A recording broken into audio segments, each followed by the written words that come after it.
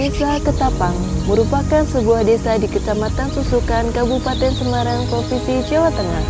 Desa Ketapang secara geografis berbatasan dengan desa yang lain, yakni di sebelah barat terdapat Desa Susukan, bagian utara terdapat Desa Sidoarjo, sebelah timur terdapat Desa Gentan dan Desa Bakalrejo. Sedangkan di sebelah selatan terdapat Desa Timbe dan Desa Tawang, dengan luas 327 hektar yang di dalamnya terdapat kekayaan alam yang melimpah. Total jumlah penduduk dari monografi Desa Ketapang sebanyak 5.095, yang di dalamnya terdapat 5 dusun, yakni Dusun Ketapang, Dusun Baran, Dusun Kuangsan, Dusun Karangasem, dan Dusun Sarimulyo. Penduduk di Desa Ketapang sebagian besar bermata pencarian sebagai buruh, dan ada pula yang bermata pencarian sebagai wirausaha dan petani. Warga Desa Ketapang sangat menanamkan nilai-nilai agama di dalam kesehariannya, terlihat dari kebiasaan bertegur sapa para warga, di mana keramah tamahan sangat terpancar dari penduduk di desa ini. Di Desa Ketapang sendiri terdapat UMKM yang masih berkembang dan patut dipertahankan guna meningkatkan taraf ekonomi warga Desa Ketapang. Di antaranya ada TKM Berkah. TKM Berkah merupakan sebuah perkumpulan yang di dalamnya terdiri dari beberapa UMKM yang ada di Desa Ketapang.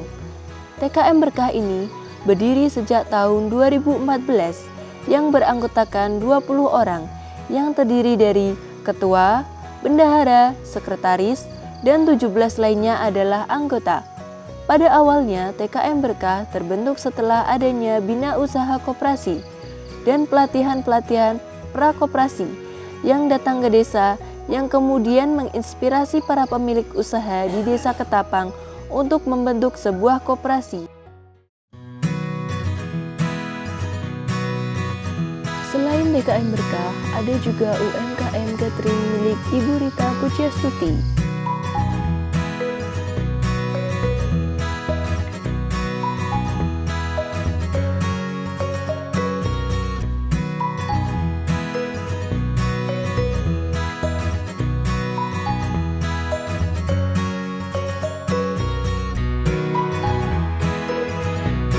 Pendirinya kebetulan saya sendiri. Usaha ini berdiri sejak tahun 2013. Karena memang pada waktu itu saya melihat di lingkungan sekitar sini itu masih banyak sekali kebutuhan akan snack, kemudian jasa catering yang biasanya orang sini tuh larinya ke Salatiga, Mas.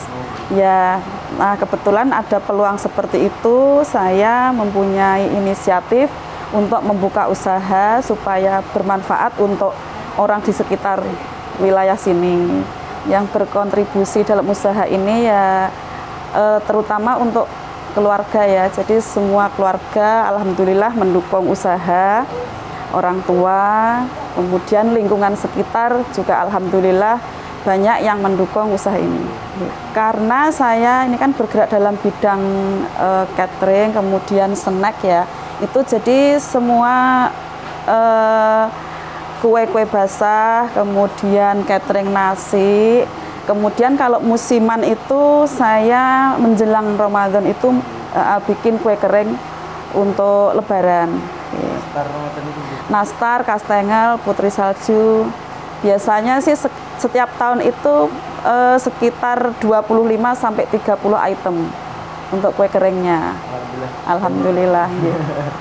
Sasarannya ya semua masyarakat ya. Jadi pangsa pasar kita selama ini ya sekitar di Kecamatan Susukan, kemudian merambah ke Salatiga, kemudian saya sudah kirim ke beberapa kota di Jawa Timur, di Surabaya sudah, Sidoarjo, Malang, kemudian Blitar, sama Bojonegoro sudah, Cilacap sudah, Jakarta juga sudah.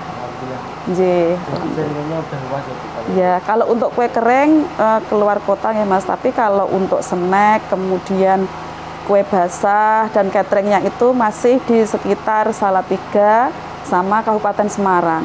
Kalau bicara omset nggih, karena kita semua pelaku usaha itu selama 2 tahun ini kan sedang terkena dampak pandemi nggih.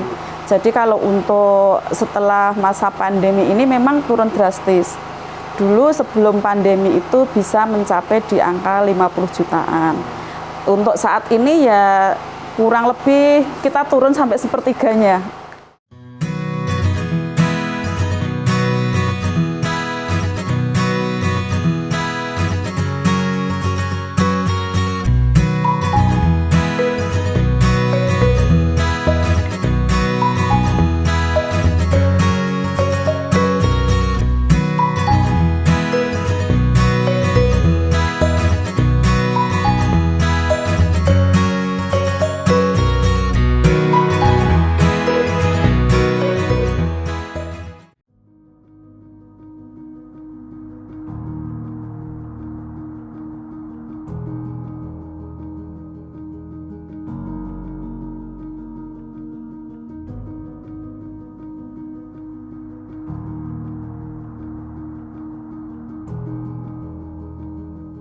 Selanjutnya ada Paguyuban Petani Al-Barokah. Paguyuban Petani Al-Barokah merupakan sebuah organisasi masyarakat pedesaan yang berbasis pada pertanian padi organik. Al-Barokah didirikan pada tanggal 16 September 1998 oleh para petani penggarap di Desa Ketapang, Kecamatan Susukan, Kabupaten Semarang. Berbadan hukum dengan akta notaris Muhammad Fauzan SH. Salatiga tanggal 14 September 2004, nomor 24. Pada tahun 2012 tersertifikasi organik oleh LSO, beranggotakan 17 kelompok tani dengan 872 petani dan 3 KWT dengan 78 orang wanita tani. Kulo masuk di Al-Barokah niku tahun 2006-2007 itu awal mula masuk dan langsung berbaur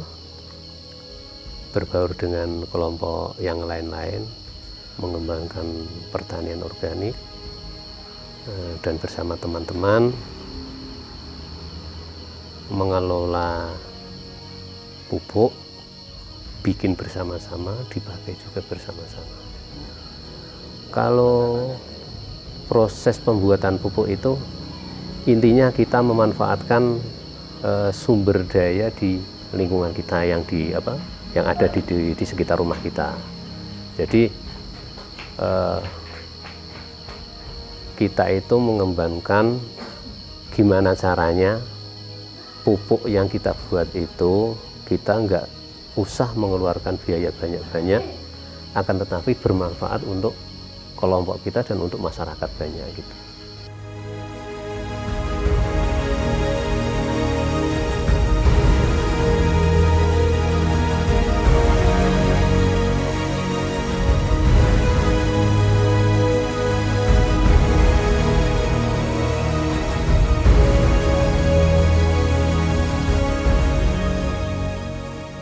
Assalamualaikum warahmatullahi wabarakatuh.